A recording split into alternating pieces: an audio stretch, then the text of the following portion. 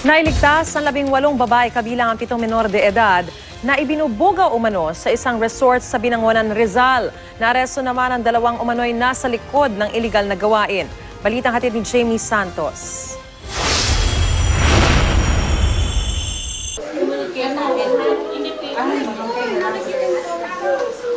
Napaiyak na lang ang 18 babaeng na-rescue ng Women and Children Protection Center ng Camp Crame. Dito sila nakuha sa isang resort sa Binangonan, Rizal at ibinubugaw umano ng 2 babae.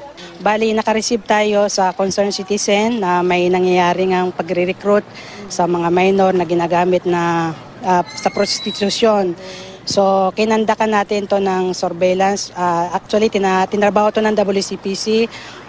Mahigit siguro kumulang 2 weeks. So, napatunayan natin na totoo yung report.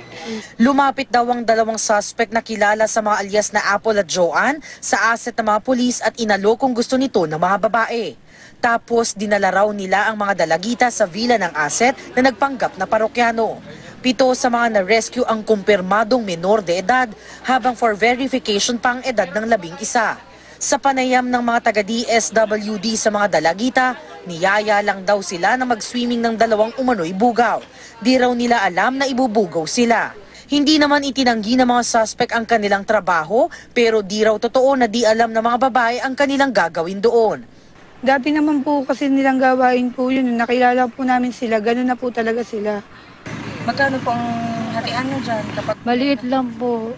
Kasi may kahati rin po kung isang may hawak na babae sa kanila eh. Halimbawa po sa 200. Pag 2 po kami, 100 kami.